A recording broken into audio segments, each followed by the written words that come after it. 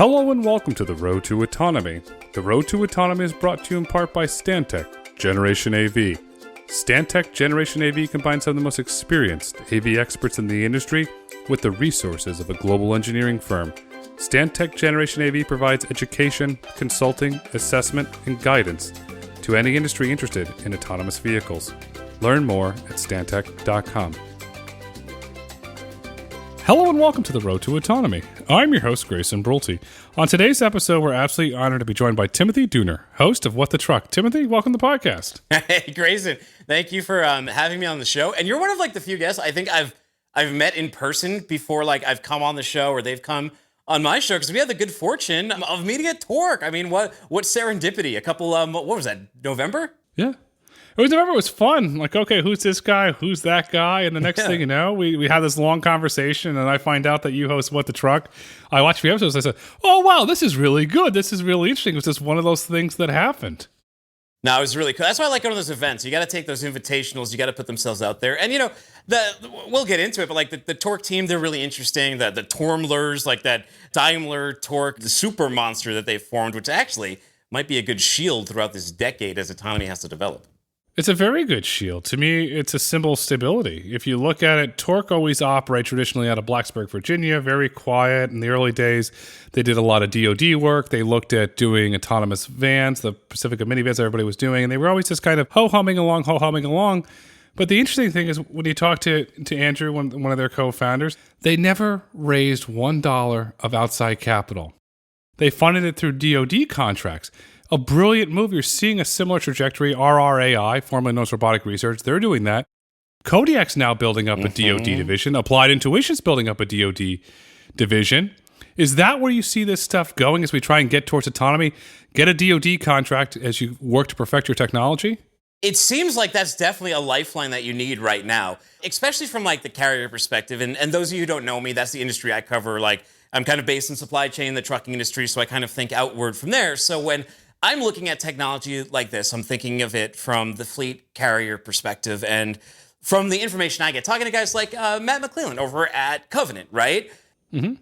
The issue right now that both EV and AV face most immediately with carriers, especially large carriers, who are going to be the ones doing the experimenting, is that the position that a lot of these carriers have is yeah, we'll try out your tech, but we're not going to pay you for it. You can put it here, you can try it out, but we're not going to make a legitimate fleet order for 500 of these. Now, you'll see out here, people announce non-binding agreements all the time. Non-binding agreements don't mean anything, right? And there's plenty of those. Nikola, remember? They got in trouble. They had all those non-bindings from US Express, which is great. You have 10,000 orders, but they're not on the line for a single one of those. But that's the problem a lot of these companies face right now is, where do you get money if the carriers won't give it to you? And you're in an economy right now also where the venture cap isn't free and you can't just YOLO a SPAC out there to the retail traders. You can't. They're going to have to build a legitimate business built around real revenue and profits. The VCs are in trouble. We saw the closure of Silicon Valley Bank. The days of the press release are over. The Fed's probably going to have to raise by, say, another 25 basis points. They're going to keep tightening because inflation just keeps getting bigger. So we're going to come back to revenue and profits. But here's the thing I think about. Were these companies even generated or built from day one to actually generate revenue, to have profits? Or was this, let's buckle up and take this free money and ride it until somebody's stupid enough to buy us?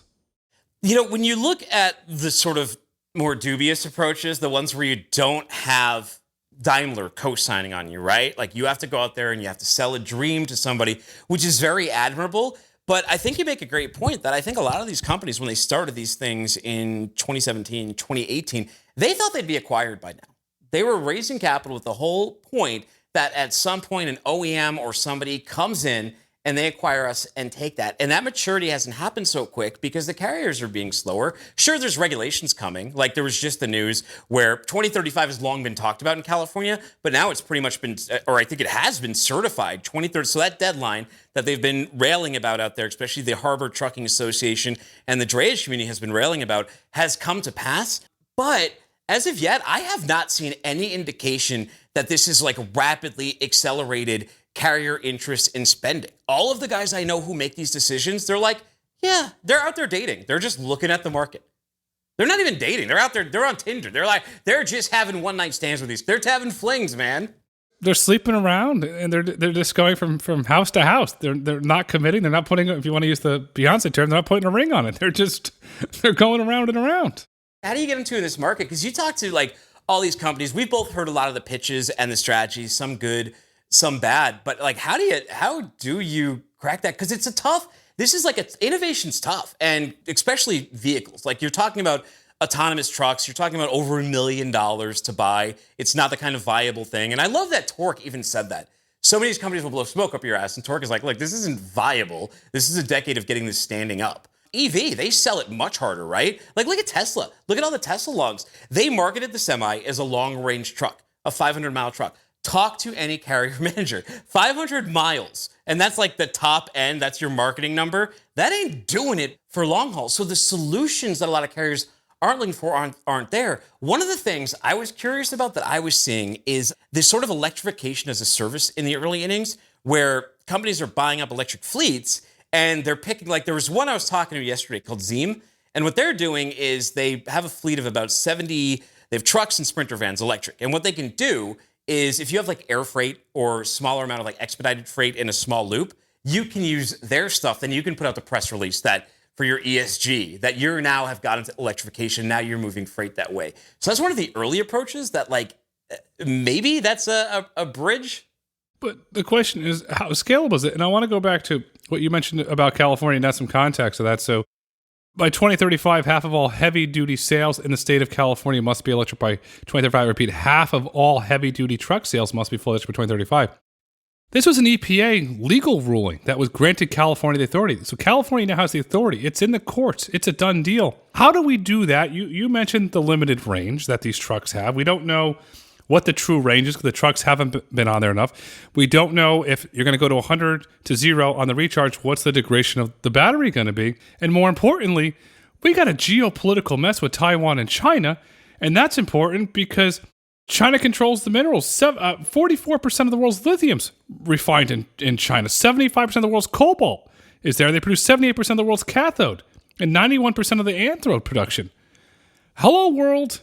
We're dependent on China for an electric future. So you got a ruling by 2035. You got the geopolitical here. You got the Chinese government threatening the United States that if Speaker McCarthy meets with the president of Taiwan, who's currently here, there's going to be repercussions.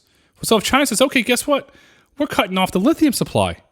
There's no electric future. Then what happens? And these are like the risks that these fleet managers are looking at. And I don't even know if they've necessarily even had to go that deep into it because there's also just that sort of cost functionality and just the charging functionality. They're like, where is that coming from, let alone the batteries? And those are the sort of issues that they want to solve. But you mentioned a point here, and this gets, and I like that you bring it up because a lot of times when you have shows that are on electrification or autonomy, they're stands of the technology. So they like over promote it and they're just completely over pumping it.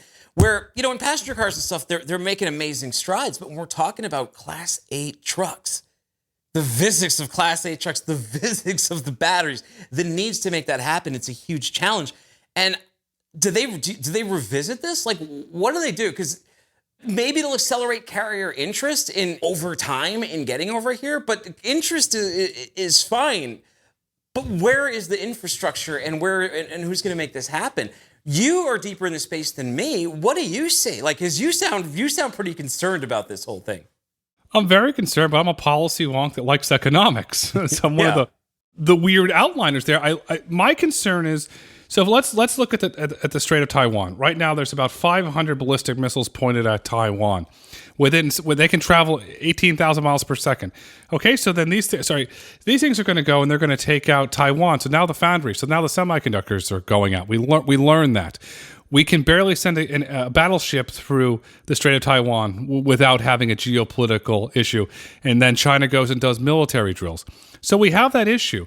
But let's go back in history. How did all this start in Taiwan? Texas Instruments, I repeat, Texas Instruments, an American company looking for cheap labor.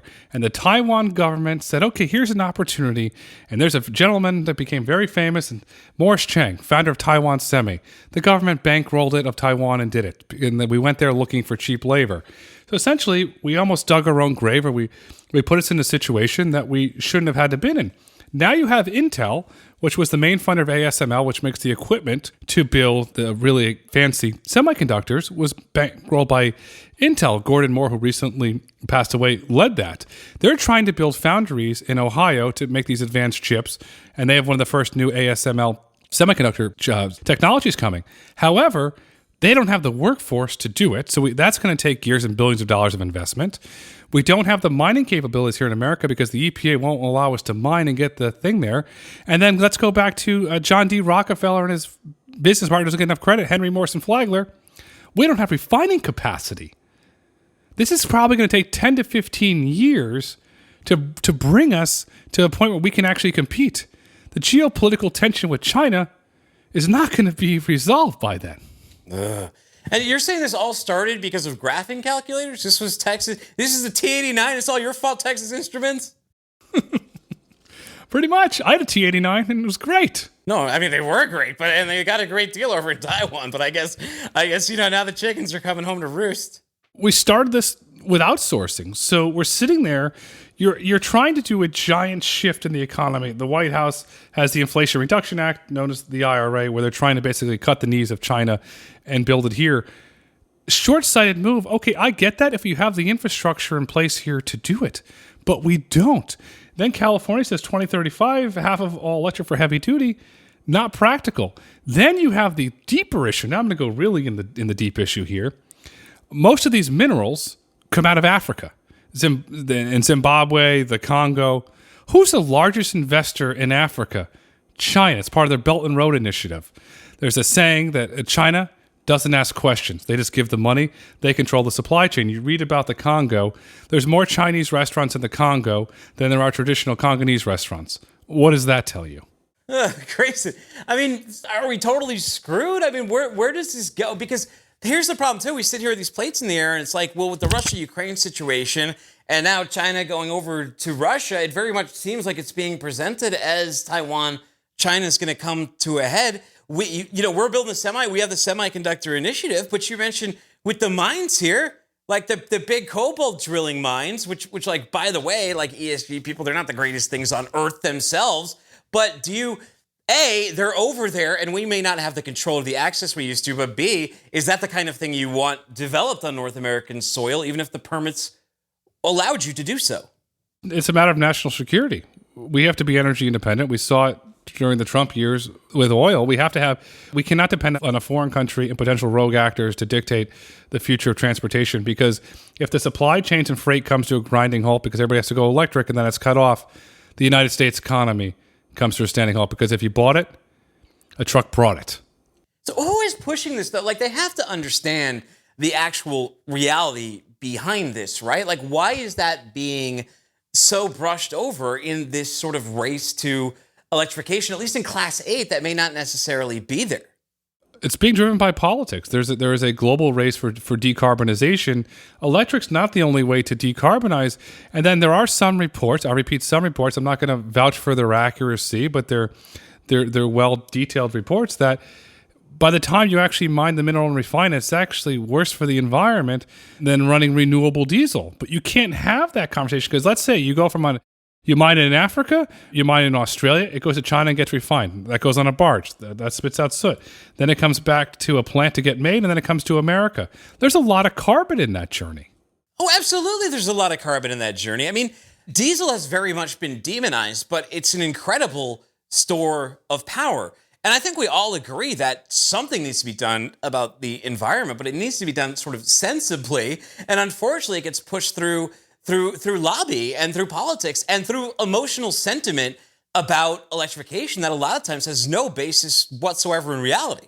Like, these arbitrary numbers are put out there, and if you challenge them next to where we have to be to get there, like you just have, it isn't really adding up. And I think that's sort of the frustration that's going on in the zeitgeist, at least on the transportation side, where people want to adopt. And, the carriers, the carriers will do whatever makes them money, however they can keep their trucks moving, however they can do it the cheapest, whatever solution you come up with them. And part of keeping trucks running, though, is infrastructure, having gas stations, having fuel stations, being able to charge. But however you can meet that for them, it's not like they're like beholden to diesel. It was like, oh, we have to have diesel. Why? But they're conservative and they're safe, and they need to be because freight moves 24/7. Disruptions are massive to not just supply chain, not just shippers. And I know there's people out there who get dismissive and they go, oh, your package is going to end up late. No, when these disruptions in the supply chain, it F's up everything. It screws up everything throughout the system. So that's the real concern. That's the major concern I think that they're all having. It's interesting to see some of the ways that they're addressing it now, and they're doing it with pilots, and they're doing it with press releases, but I think you and I both know that those are kind of the things like Matt kind of told me. Yeah, we'll test this stuff for you. You can put out the press release. We'll put a logo on it. We'll partner with you. But they're not making those big orders that they think they need. And the reason why they're not is because they don't exist. You're not going to that Nikola right now. There's some ports that are trying, like Port of Baltimore. They have one charger and they have 2 Nikola trucks and they're trying to run it. But the problem is it's not like there's an electric lane when you go to a port. You're in the same lane as every other truck. And when you only have 150 miles range, you're stuck in a 4-hour backup, you're stuck in some line, you need charging, you have to consider charging. That is a huge pain in the ass at a port where you're already stuck waiting time. And you try to sell someone, and then you're gonna have to pull over and do X and charge. It's a lot. And they're not being used that well. But it's cool that they're testing it. I think Port of LA, they're Captain 2035 over there. I think they finally put their first charger in. So they have one now. I don't know how much use it's getting. I don't know who's driving past it, but it's there. So we're going to get charged in a minute, but Nikola. So Nikola put out a filing with the SEC. They're trying to raise $900 million of capital. They're going to dilute their shareholders at $1.22 a share, which is a 10% discount to the current share price. So that's a whole financial mess into itself. But when we get into the heavy-duty, large-scale charging, there's a little thing that nobody particularly cares for called the utility. And they are in no desire to move fast. I was speaking to an individual who's been on your show several times that's trying to put a heavy-duty charger in. I said to this individual, how's it going? I've been waiting 4 months for the utility to get me the backhaul I need to put the charger in. This is not scalable. We start going to different municipalities, it's not scalable. That's an issue that has to be talked about. Okay, you have one charger, you can go 150 miles. It's not scalable. So here's the question to you. Who becomes the Tesla of heavy-duty charging that starts building out this network years before the cars get mass scale?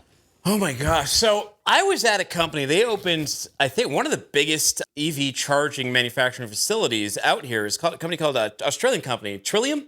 Are you familiar with them? They just opened a big place in Tennessee last year. Their goal is to make the big chargers. But even when I was on there, one of the issues they were talking about with the chargers is that there still isn't a set standard on the actual plug on the charger. So you're carrying around dongles and stuff, especially when you're talking about commercial versus the class 8. But you also mentioned the utilities and plugging into that and also getting the real estate to deploy these things.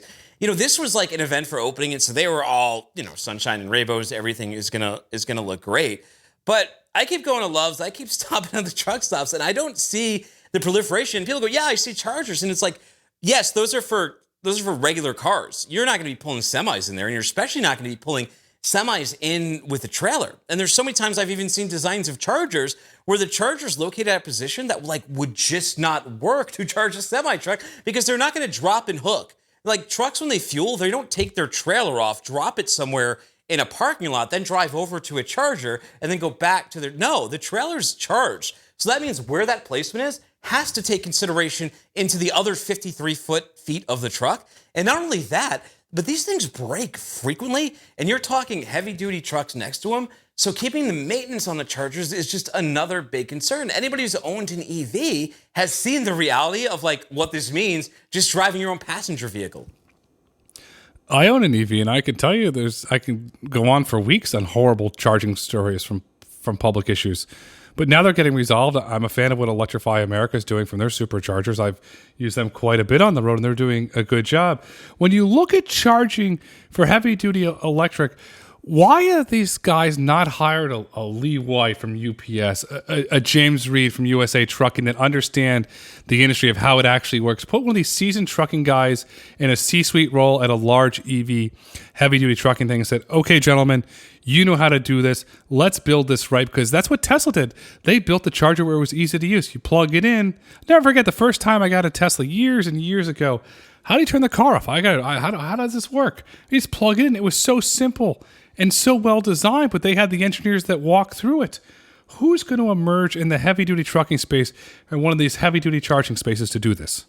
Travel Centers of America, I remember reading a few months ago, they have made some investments. Do you think that there's any place where the Loves of the world, the Travel Centers of America of the world, take this on? They buy the EV companies and capture this market? It doesn't, I mean, there's synergy there, right? They obviously already own the lots. They already have the customers that are going to come to use the things. But at the same time, that's not necessarily their business. Although when I talked to Loves, they said, no. Here's the thing. We're in the energy business. We don't care what the hell comes out of the pumps. We don't care at all. It could be whatever it is. It's just, we're going to put in there what people want to buy. That's what's important to us. What are they going to actually use? You can't have, like, it's not like you can have like the freestyle soda machine where you can have like 10,000 different fuels, right? I mean, you have to settle on a couple things and just scale. Yeah. On the passenger side, we had a recent announcement. I'm getting very bullish on this. BP with Pulse, they in the UK, that they're going to build infrastructure for Uber drivers to go and charge.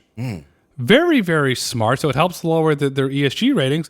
But then you and I know this, and most of our listeners do, they make their money on coffee and beverages. Yeah. So you're charging your vehicle and you go get a coffee and a sandwich. We saw years ago Shell was doing that, putting really high-end delis in Europe, especially in the Italian market, where people could charge, have a really great sandwich and espresso.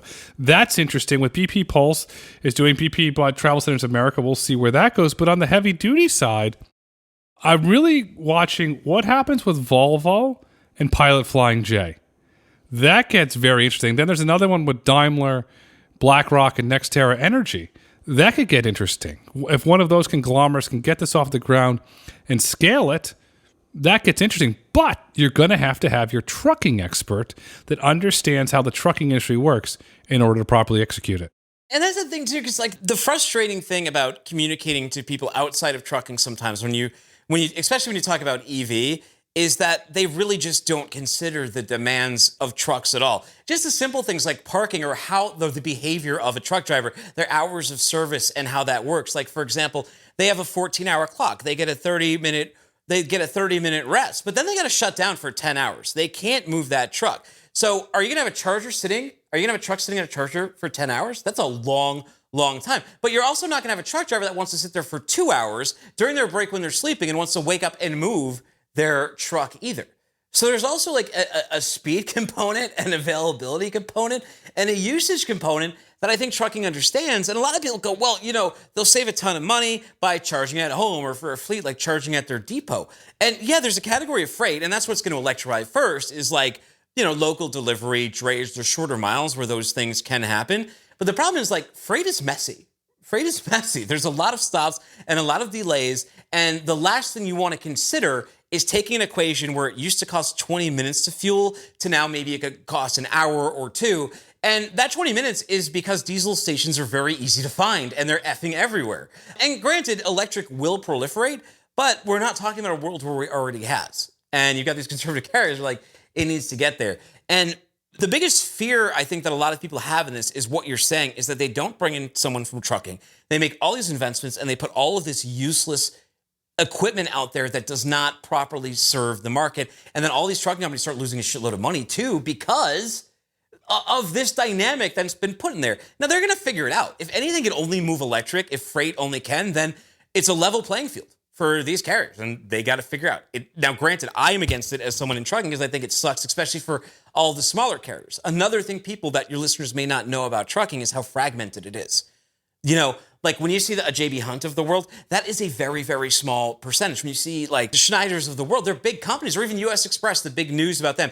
The biggest trucking merger in history just happened with US Express, Knight, and Swift. And the biggest one before that was Knight and Swift merging together. But even all of them together is less than 3% of the industry. There's something like 250,000 carriers that have 6 or less trucks in this business. And those are the ones that I think are even more nervous than the bigger carriers, because to them, they aren't going to get the breaks or the testing that maybe will be presented to a covenant. They have to go out and they have to buy each one of these really expensive trucks. Like a 150 range Nikola is what, $350,000. Now, granted, that's before subsidies, but $350,000 for what's basically a beta truck with 150 miles, but pulling a load, like it's not even that viable of a vehicle. It doesn't make economic sense. It's all going to come to economic reality. How do they stay alive, though? Like, how does for example, Nikola, they don't have that strong of a partnership. They've put out there, like, we're going to run out of money by the end of the year. They just made a very aggressive move against their shareholders that you alluded to by putting the stock out there. And now, how did the market react? Their stock is the lowest it's ever been, and it's already a penny stock. They don't survive. The question is there any IP in there that's worth a larger OEM buying? I haven't kicked the tires on it, but we are going to see a lot of bankruptcies and delistings due to the overhyped cycle of the free money. And like, here's the thing about Nick. Like, look, they're trying to reform. They had that awful thing with Trevor and Milton. But what is the company now? What are they really left with? They bring in a European truck, an Iveco from overseas, and they put some of their stuff on it. Is that like a multi-billion dollar company in any reality other than the year 2020 when the market didn't make any sense? You know, like that's the problem they have to figure out. And that's the perception that they have to figure out. And I think for them, it's going to be a real challenge unless they have some savior. They have some sort of tech we don't really know about. And some OEM steps up and goes, we can't let this die. This is too good. But other than that, like, why would you? It's like, we'll bring in our own trucks from Europe and stick a battery on them. You'll let it die and you'll buy the patents out of bankruptcy for pennies on the dollar. That's how this stuff is going to go. Is it harsh, cruel reality of what I'm saying? Am I the harsh mistress? Yes. But it's the economic reality of where we are in the market cycle. So you have 250,000 carriers with 6 or less trucks. They don't have the capital to buy this. We're seeing what's happening. We can't get a straight answer out of the Treasury Department on subsidies for this because of supply chain. Oh, by the way, because it all goes back to China. So that gets all eliminated. We're seeing in that on the pass car. So I'm thinking about this. The road to electric long haul is going to take a long time. If it happens, it's going to be scattered with bodies. All sorts of things are going to happen. But in the meantime, out of the ashes, here comes autonomous trucking. It's cooking. It's not relying on electrification. Do we start to see more of a dramatic push in the industry towards autonomy because there's a path to profitability there? Fleets are looking at it. They're doing the pilots like they are with EV. They're interested. I think the questions that arise from the carrier is, to preface this too, we're talking about a business with 100% turnover in trucking. So a huge issue in truck. People always equate it to a driver shortage. It's not really a driver shortage. Tender rejects are 3.5% right now, meaning that 96.5% of loads being put on the market are being picked up. Nothing is sitting on a dock, which means there's also zero pricing power, which means there's also not a ton of investment money in carriers right now. I can tell you that because you go to them right now, they're like, no, our CapEx budget has been cut, dude. And I imagine it's even harder if you're on this tech side. But that said, the interest is there. The problem is, like with EV, what is the logistics behind this? Where do my physical trucks fit in? Where does this fit into a network? Is this depot to depot just like the AV had to be? And also, is it safe? Because the one thing with trucking carriers is they carry a giant trailer with their logo on it, and if they run someone over with an EV, that's all over the news. And I got to imagine, like, if you're in this space, you're probably kind of scared. When you look at Tesla, you go, wow, trailblazer. But they're a double-edged sword, like amazing. They're bringing all this attention to AV. But at the same time, when you look at them beta testing with a bunch of drivers without like LiDAR and radar on cars, I think that if I'm in the autonomous space, that makes me nervous. Because one accident can be such a massive setback. But I also think that, like, if you can bring that cost down, we've seen all the sensors on these things. We're not talking $1 million+ dollars. We're talking like under 500,000, where it can make sense within a fleet. I think there'll be a huge interest in autonomy. And what's funny too is I think it fits that category that EV is going to take the longest time to touch, whereas where you're going to put autonomy is the highway mile. Mm-hmm. Whenever you go on these test drives, they take over on the street already, and that's going to be the longest part for them to do because they know that's always going to be the dangerous part. But look, you can tell we've been on these road trips. They just want to take the hands off the wheel and show that this stuff is going down the highway. And as we've been in clear conditions, or at least I've been in clear conditions in them, I haven't seen them in like extreme traffic. I haven't taken one through downtown Philly or through like Boston or somewhere with like incredibly aggressive drivers. But I'm sure you'd agree with me. If you closed your eyes, you would have no idea a human versus the robot was driving, other than like maybe the fact that it's too polite and like a little slower. When you're like, come on, go. Like we're getting passed by everybody. Yeah. The autonomous trucks are safe. I repeat, autonomous trucks are safe. More importantly, not only are they safe, they're going to help the U.S. economy grow. When they first roll out, they will be depot to depot. They're not going to go through downtown Philadelphia, downtown L.A. You're starting to see a lot of really good, smart, interesting movements made by the Prologuses of the world, the CBREs, the big real estate companies, with these parks that are half a mile off the highway, quarter mile off the highway. That's where these trucks are going on these dedicated traditional routes. And that's how it's going to go. And then when it gets to the hub, then it'll go from a human-driven truck. So you can go through downtown Philly. You can stop at Jim's and get a Philly cheesesteak if you want. No problem. You're not going to have to worry about the truck going there. And you start to automate them. Then you're going to have the long-haul route. So we're going to start the first route. You're going to have Dallas to Houston. Aurora has publicly stated in their SEC filings, 2024, driver route, full-blown commercial operations, Dallas to Houston. Kodiak is on their way to drive route. I believe Don was telling me 24 or 25, but they're running from Dallas to Atlanta. So the routes are getting longer.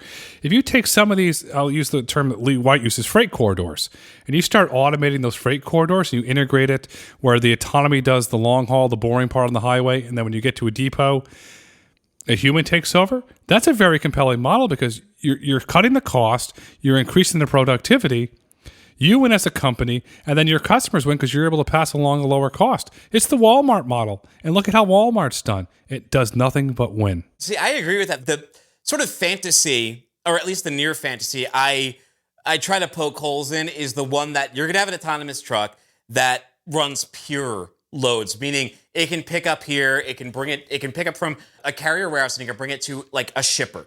The issue with the non-depot side is the people who think this way have never delivered a load before, and they don't understand what goes on in the lack of tech at the receiver when you bring it there. If it's your own, yes, you can build in your own tech, you can do your own receiving process. The reality is, though, when an actual human truck driver, and I don't think it would make a difference if autonomous, they go there and they have to sit there for like 8 hours a lot of times before they even get checked in. They deal with a lot of bad attitudes, and you're talking about an industry where tech-wise, we're still in the Stone Age at most of these warehouses. Some of them like have just barely started to get ERP systems and things like that. And WMS systems, we're talking about places that expect you to bring in paper, bill of ladings to print it out. So that, and they also have their own like weird rules. So that is always going to be the hardest, that messy part of supply chain. Those are always going to be bottlenecks to scale. But you can massively work around that in freight in that middle mile area. But you have to adopt that depot model. But I can see how that can work. That doesn't sound like fantasy at all to me. That makes total sense to me that would be viable and it would make sense in the future and would still take into consideration the actual final mile, because final mile and home delivery is tough too, like outside of drones, because you get the final footstep problem. You still got to get it to my door. Like Amazon is not a better app if I can order on here. And while I'm sitting upstairs, you buzz me, so I have to go all the way downstairs to the front of my house to walk to a robot to grab a package. That is not making my life better because it used to be a human that brought it to my door. Yeah, you're right. The final mile will be human. And I was talking to a gentleman the other day at UPS, and I said, you know why I like you guys?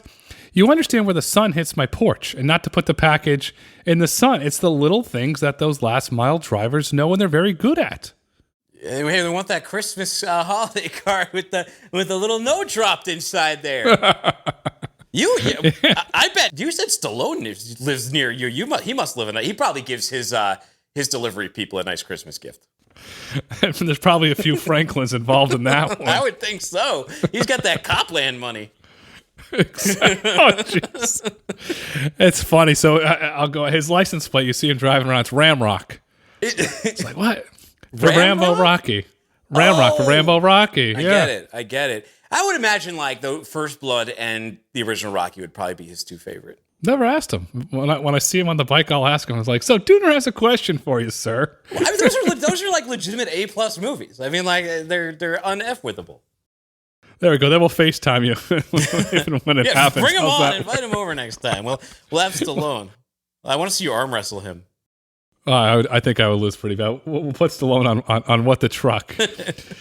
And so you look at traditional truck drivers today, they have the hours of service issue. Yeah. The autonomous trucks does not have the hour of service. So do we get a very forward-looking entrepreneur that models this out from an economic standpoint and says, wait a second, I can do middle mile freight autonomous only. I could build a very profitable business here, and then I can partner for the first mile and last mile. Do we see some model like that emerge?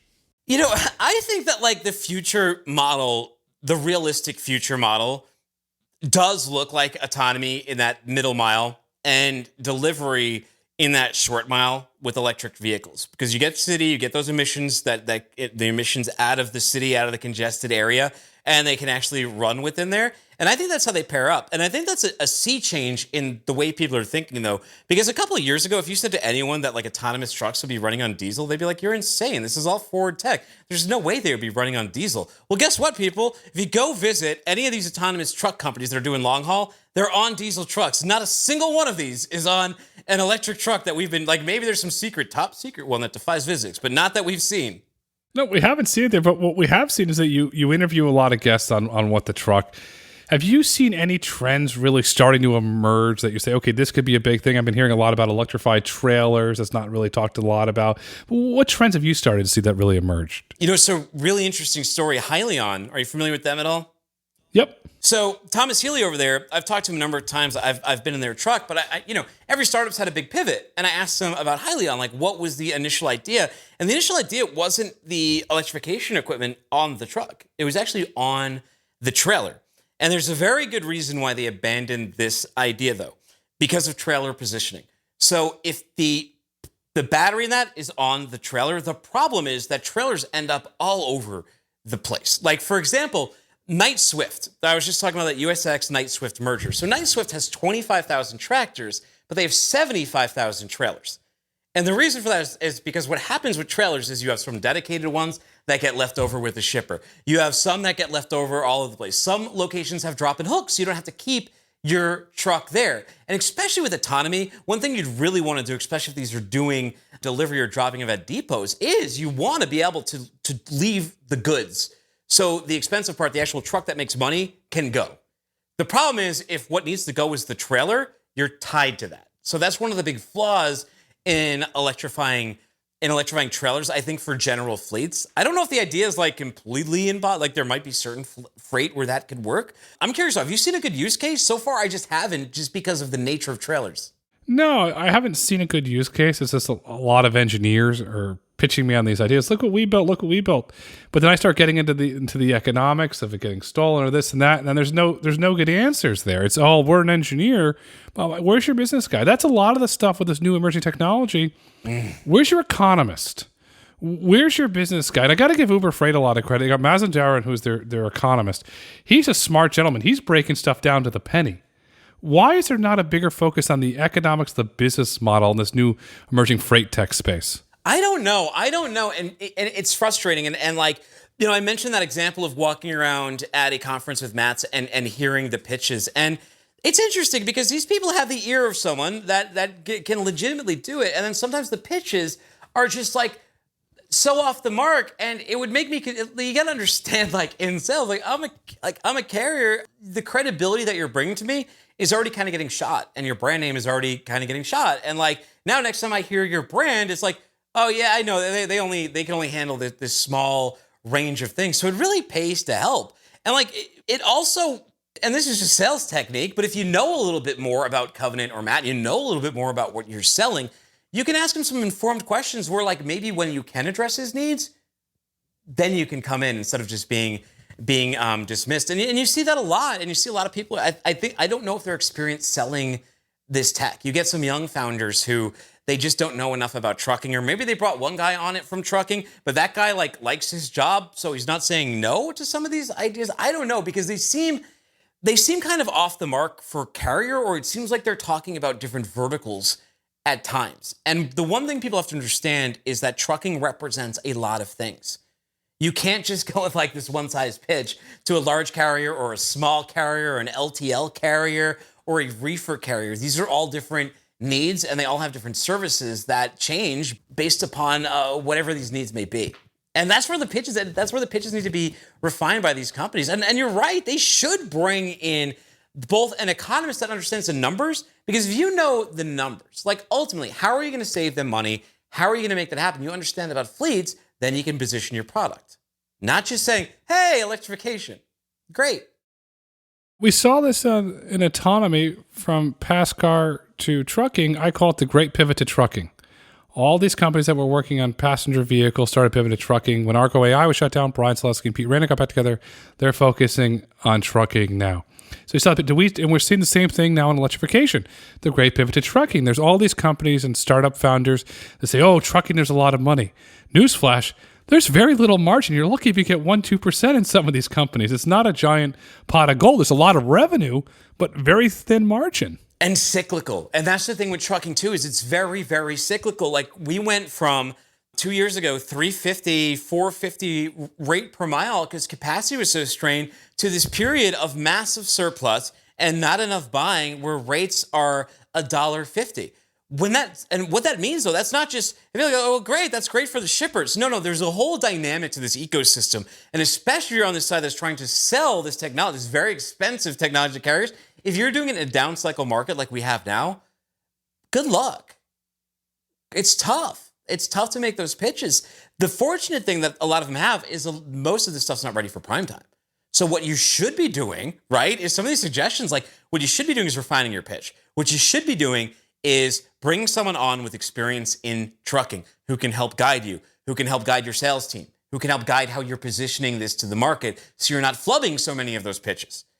Because you have a little bit of time here to mature. Don't waste the time in maturity in this down cycle by just trying to sell trucks that don't exist. You have to worry more about raising money, creating partnerships, and making viable solutions. That's my advice to that side of the industry. And I think that they're going to realize that reality pretty quickly, because I can say it as much as you want, but it doesn't matter, because they'll just go to the trucking companies and hear the same thing. And you got to have enough capital to survive. There's a very large carrier that says, if you don't have 3 years of runway and you can't prove it to us audited, we're not even going to take the meeting. That brings me to consolidation, because like with that said, right, now you're in a market too where, okay, fine, like Dooner, Grayson, carriers aren't going to give us money, but carriers will do pilots with us. So where do we get money from? Silicon Valley ain't giving no money. These banks are failing right now. It ain't a great time to do it. How, in your experience, do you survive through this period? Because, like, I don't know. I know how the carriers are going to survive. I don't know about these tech companies. You buckle down, and what you survive is when you focus, when you launch your business on day one of what is your business model and how are we profitable? Yeah. And how do we make money on day one? Building a science project's admirable, and I respect that. But if you're going to build a business, you had to build a business. Say, okay, what is our business model? How do we get to revenue ASAP? How are we going to survive? If we lose everything, we lose every client, we lose everything. How do we survive? What's our backup plan? What's our contingency plans? Always prepare for a bad day. Michael Bloomberg, when he got fired, he started Bloomberg. He's paranoid. He said, every day we're going to go bankrupt. Every day Bloomberg's going to go bankrupt. What can we do to ensure that we live to see another day? How do we build more revenue? How do we build a bigger moat? And now in finance, he's got the biggest moat in the world with the Bloomberg terminal. I'm a proud subscriber, and I'll tell you point blank, I can't live without it. It helps me do my job. But every day he focused, if we go bankrupt, how do we survive? How do we survive? What do we do? Paranoid. From when Solomon Smith Barney, when he was fired from Solomon Smith Barney, to where he is today, because he ran paranoid. The same thing that when Andy Grove ran Intel. Andy Grove ran it paranoid. And because Andy went through the Nazi bombings, and he and his family, and they went after his family, and so he went through hell and back. There's no other way to say what Mr. Grove went through, but he was always paranoid. A lot of these founders were never paranoid because there's grandfather VC, there's dad PE, here we are with Sand Hill Road. That's what they were accustomed to. They were never accustomed to being paranoid and actually building a business. You bring up a great point. You do have to be paranoid, and look, it's not up to the carriers to keep you alive, right? So understand the business and the prospect you're in. One thing I will say though is like the demand is there, and as much as like the carriers are wait and see, there is a ton of pressure from shippers, and like it's even going over to things like load boards. I've been talking to a lot of the load board developers lately, and I'm like, well, how much pressure is being put on you to put in a category like electric vehicles, right? Again, so people can say that EV score. Or how much thought is being put into like a load board for autonomous vehicles where you can filter and select those categories. And oh, the AV side, not much yet. I mean, or at least that they're willing to talk about. There may be some back end stuff, but on the EV side, definitely. They're saying they hear it all the time. How do we book EV loads? How do we say we're doing that? And even if it's just a small amount of what they're doing. So the interest is there. Maybe the shippers will give you more money. Maybe they're more interested. Maybe you want to go to Coke. Maybe you want to go to Pepsi. Maybe you want to go to Anheuser-Busch. And I know some of them already are, but maybe those are the categories because like beverage, for example, is the use case. People are like beverage, and there's a reason Frito-Lay and Tesla came up with their partnership. By the way, RIP Tesla Semi just recalled like 38 or 50 of them. So hopefully that works out. We've seen like 9 of them so far get towed, but I'm not necessarily going to duck. When you make the technology, look, it's going to take time, right? It's going to take time to mature all of this stuff. But the problem is too, when you put the tech out there so publicly, and then like it has these problems, I think one of the things that signals to the market too is like, yeah, not totally ready for prime time. But it's there, Grayson. I mean, it's there. But I also agree with you. The one issue that the autonomous vehicles face is that EV is green, right? It's nice to talk about EV. You're saving the environment, you're saving the world, you're saving people. You talk about AV, you start talking about like maybe people losing their jobs, maybe especially drivers being put out of their jobs. And carriers, they always are very sort of cautious about how they talk about AVs because they also have this massive turnover and they have to keep this driver pool happy. So they can't seem like too overeager about that, even though we all know that in the back end, they're at least asking companies about all this stuff. They're at least thinking about all of this stuff. But AV, somewhat of a harder sell than EV. Although I had a question for you, because you know, like the government subsidy size, is that the same case in terms of where they're giving money to? Is it much easier to get a grant if you're like an EV company than an AV one? Prior to the announcement from Treasury, yes. Yes, there are. And then just in general from the Department of Energy, for example, so GM's gotten several of them. That's where Tesla got their initial funding to do this was Department of Energy grants. They paid them back, but they were grants. So yes, there is a lot more funding available for electrification, electric trucks, electric vehicles than there is autonomy. But you stepped into the job saying, oh, autonomy's going to kill jobs. Autonomy's not going to kill jobs. Autonomy's going to create jobs. It's very similar to, let's say, I don't know, you're going from Chattanooga to LA or you're coming down here to Florida to see me. Well, you'll notice when you look out the window of the airport or when you and I were sitting in the Albuquerque airport together, the pilot walks around the plane to check it. Well, that's a job. We're going to have pre-launch inspection, post-launch inspection jobs created. The individuals that set up the LiDARs, manage them, that run the warehouses. So all these ancillary jobs are going to be created. So for every one job that is potentially lost is going to be replaced with 3 or 4 more jobs that are higher paying jobs. Then you're going to have the remote operators that are, as we saw with Torque, they're going to monitor. Perhaps that's a driver that says, wait a second, I can go into this warehouse and I can make triple my salary and go home at night and on Saturday see my kids play t-ball. Sign me up. Because we need professional drivers. We have to learn from them. We have to incorporate them in the ecosystem. We can't marginalize them, nor will we. We need their support.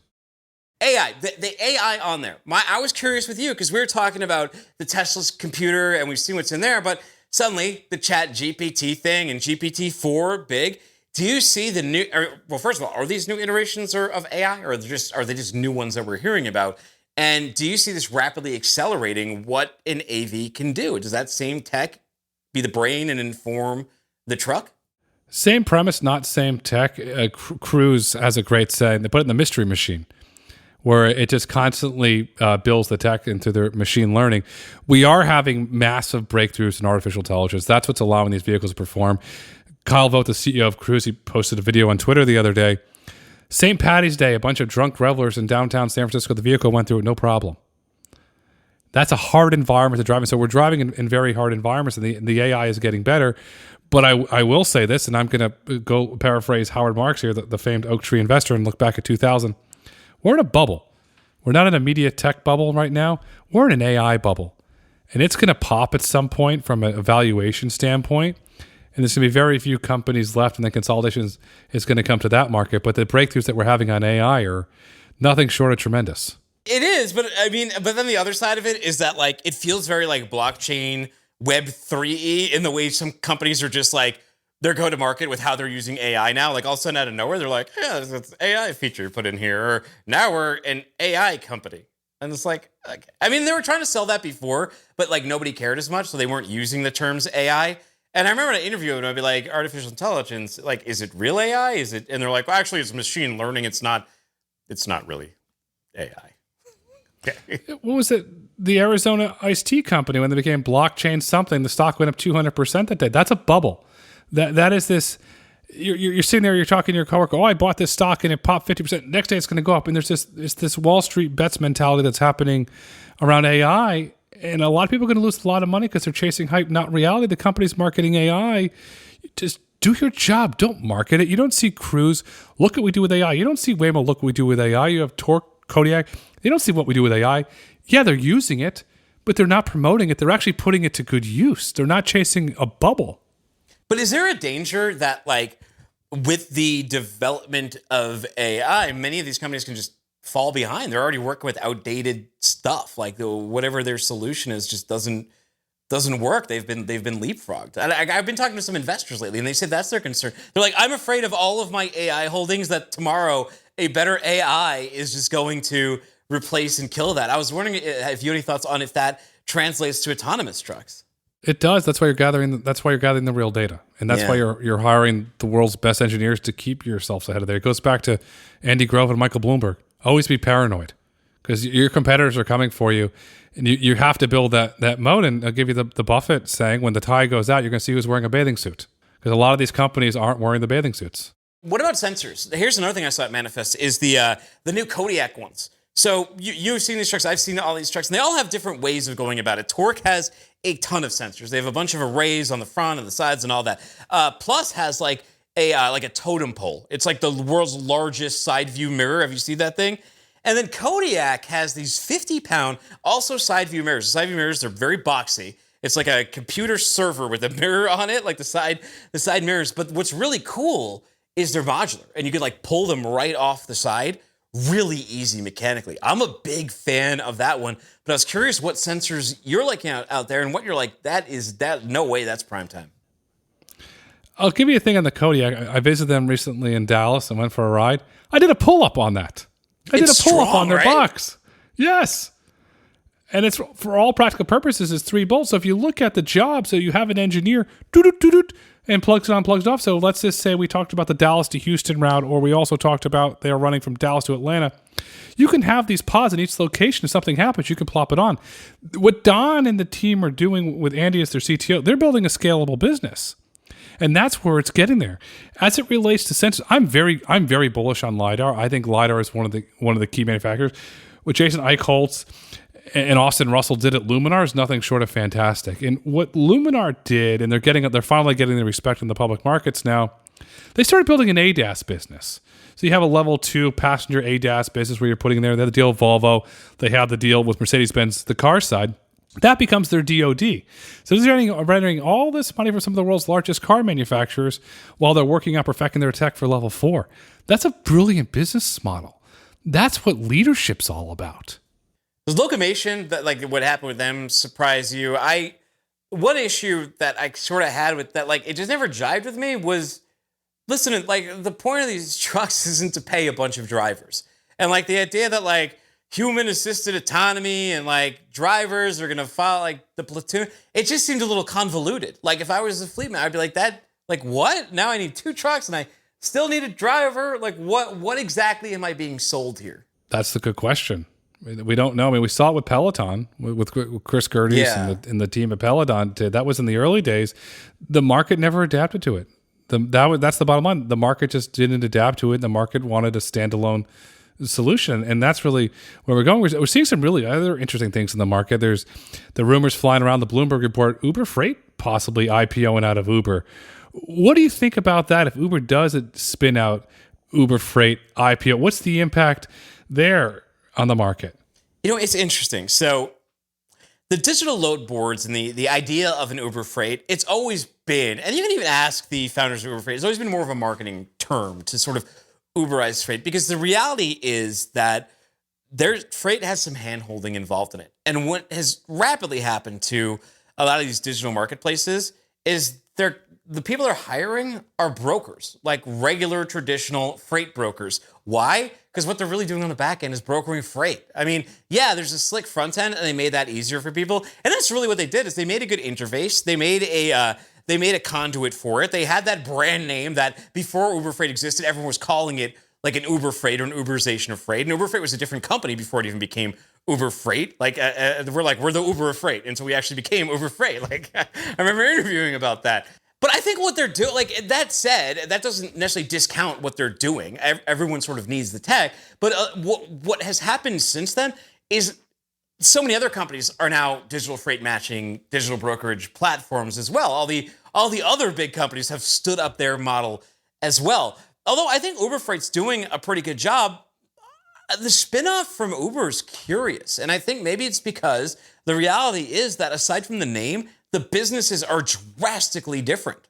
Delivering food and delivering 53-foot trailers just is not the same thing. It's not the same economy. And it doesn't deal with like the same issues that load boards and digital freight matching platforms do. It doesn't serve the same needs. So it's a completely different team that works on both. So does it make sense to IPO out? Maybe. Does it make sense to do it right now? I don't know. We saw Freightos SPAC, and like that was like, what are you doing? This company has to be doing, like, I'm not spreading rumors here, but like in my mind, this is just my opinion. This has to be a company that's about to die. If you're gonna SPAC in 2023, that's a Hail Mary.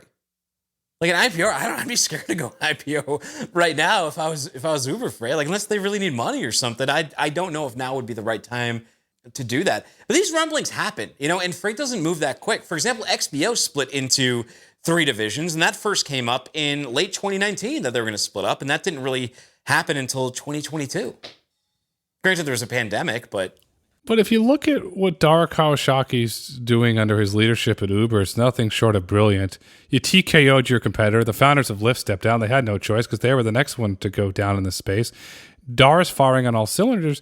I think it's smart to spin out Uber Freight when the market conditions are right. That's what I'll say. I'm not going to give a timeline, but I'll say when the market conditions are right, it's going to unlock shareholder value. So if you get a share, for every share you have of Uber, perhaps you get 1 share of Uber Freight. It becomes a pure play. You can get in the S&P transportation index because of the freight. And that becomes interesting. Now you've got a direct competitor to C.H. Robinson to compare and allow them with the Transplace acquisition to really grow and prosper. So I'm going to be curious to see where that goes from a market condition. Another thing I'm really watching and I'm curious about, the summer's coming. July's coming. And for those in the know, it's UPS negotiation time. And that's scary. Looking back and studying the history of the UPS negotiations, during the 2018 negotiations, one of the union's main sticking points was no drones and no driverless vehicles. We saw the unions killed the bill for autonomous trucking in California. We saw what happened with YOLO. Unions are getting emboldened on autonomy. Did they try and take this momentum they're having and try and block UPS from fulfilling their autonomous trucking desires? I mean, if I'm a union, yeah. I mean, isn't that kind of your job? That's probably, and this is the issue. I mean, like the rail dealing with the same issue. The SoCal ports, they still don't have a contract. One of the sticking points is automation at the port. Same with trains, taking less workers in there, putting automation. Trains on rails, man. Although apparently like 1,500 derail a year, like 3, like as we learned remember after like East Palestine, like on Twitter or on social media, you'd see like a train derailment all the time suddenly. But it was kind of like that Bader-Meinhof effect. Like people were just really interested in train crashes, so people were just sharing more train crashes, and those were just going more viral. But like those are on rails, and like they've got unions fighting against it. And UPS, you're definitely going to see that. The drivers, I mean, they've been yelling for over a year that they're planning on striking, and they're looking to play hardball. I don't know if they consummate it. I think that they might get some of their wishes, because in this contract, one of the things that does make it a little bit palatable is like, well, okay, there's not really an autonomous UPS van anyway, so sure, you guys can have that one. Drones might be a little bit tougher because I know everybody wants to stand up a drone program. Although a lot of companies have stood up and folded them in that same time period. Amazon stood up and folded it. Although Amazon's got a ton of money though. They could always bring Amazon Air back if they want. But like Zipline, for example, like Zipline works with Walmart, and they've got a big one over in Arkansas, over at their headquarters. They've been doing the Zipline, but where Zipline's actually like really doing their work is like overseas with medical supplies in other countries. And they're trying to bring it in here for consumer delivery. But look, a drone can carry like one package, and everyone talks about like efficiency. A UPS truck can put an S-load of packages in there. And with like good routing density, it's hard to beat a final mile human. We want to put the robots out there and everything, but like to me, that's the hardest aspect to get, because you need hands. You need to be able to walk really well. Robots are expensive. Labor is expensive too, but like, is labor that expensive? And for UPS, a big part of their brand had been that driver in the brown. I know things change, but as long as a union still has a lot of strength in there, and if I'm part of a union, I'm a union thinker, like I can understand why they'd want to fight autonomy. Like there's no doubt, at least for you in that current position, something could change or potentially change. And I think the big fear always on the trucking side, like with drivers, is that autonomous trucks will run cheaper than drivers driving trucks, therefore bringing rates down. So that's why the drivers run against them. It's not complicated. It's money. It's not complicated, but if I'm a UPS shareholder and you stop autonomy, I'm pouring my money into FedEx and DHL because it's the future. You're going to hamstring your business. You can't give Carol, CEO of UPS, you can't hamstring her. She has to be able to innovate. She has to be able to cut costs. UPS, is notorious for cutting costs every which way. You have to give her the tools she needs to succeed at her job. But so the proliferation with a UPS, can't they do that more in their sorting or if this, or maybe are the unions in the sorting house too, or is this just the drivers union? I don't know union politics very well. I've read enough of the data, but I'm not well educated or versed enough to give you the finite details of every union representing who. Either way, AI and labor in general is going to be a huge topic. It's a huge topic right now. Like everyone's scared about. Office workers are scared now because they're like, oh, ChatGPT can write my summaries. There's a lot of people in marketing who just write basic copy who should be a little nervous right now because there are a lot of people in Fiverr should be nervous right now because that stuff is going to get replaced. But I think in some ways it's a conversation to have because we all have to be a little nervous. There's some stuff that we can't do, and it does seem like we are moving closer to a world where a smaller amount of consolidated people have power, and it becomes harder and harder for others to earn. And autonomy and AI is a part of that. So is it unions who defend that? Is it shareholders who push it through? It's going to be a really interesting, it's going to be a defining battle, I think, of this decade. It's going to be very interesting, but what we have to do, we have to innovate. We have to lean into the future. As I said earlier, we have to be paranoid. We have to build new technologies. New technologies create new companies, which create new jobs. 40 years ago, there was no Google. Okay, and look at that. That's over $1 trillion market cap. There wasn't Meta.